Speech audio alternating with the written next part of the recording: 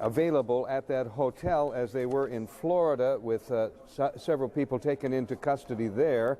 We have Aileen O'Connor in Washington keeping track of the investigation in the wake of yesterday's tragedy. What do we know? How far along are we, Aileen? Well, we do have some new developments to report, Lou. First of all, in Coral Springs, Florida, the police there, Sergeant Rich McCorvo, the police spokesman, is confirming that 4 of the Coral Springs Police Department's officers did accompany FBI agents to a home in that city, the home of Mohammad Atta. And they say that they do believe that he may have been one of the hijackers. They do not say whether they took anyone into custody when they went to that home. They also have issued, at the request of the FBI, the police in Coral Springs have issued a BOLO. It's a be on the lookout for 2 different cars. One of them is a 1989 2-door red Pontiac with license number D79DDV or DVD, David Victor David, and a 4-door Oldsmobile with license number V for Victor, EP Edward Patrick, 54N as in Nancy. Now that is a BOLO. Be on the lookout for those 2 vehicles. They say they do not have any details as to why the FBI wants to get a hold of those 2 cars.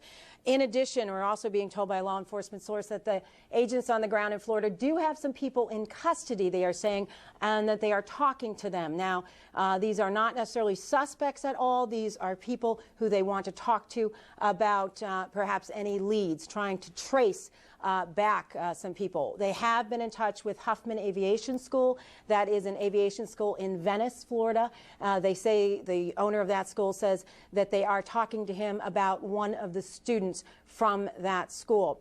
And in addition, we also know that over in Boston, the Maine spokesman for the Maine Department of Public Safety, Steve McCausland, and the governor there has confirmed that they seized a vehicle from the Portland, Maine jetport yesterday evening, the police did, and they believe that 2 of the hijackers used that car to travel to the jetport, where they boarded an early morning flight from Portland, Maine, the jetport, to Boston very early in the morning. It was a commercial flight. They're not releasing the name of the airline. That was a rental car, but they do not know how long that car was in Portland and exactly where it was rented. They are now tracing back. They also have not searched the car. They may well be in the process of that now. And they say that it was a Nissan Altima Silver with Massachusetts license plates. Again, also police sources say that they do have some people in custody in Boston, again, saying that these are people probably helpful to the investigation. Lou? Aileen, do we know how authorities got so quickly back to Coral Springs? Well, they believe that they are obviously cross-checking manifests, and they believe that in this case it could have been one of the hijackers, and perhaps his name is on the manifest. Obviously, if he's a hijacker, then he would be dead, and so they went to this home yesterday evening with the FBI. They are not confirming if anyone was there, in fact, at that home.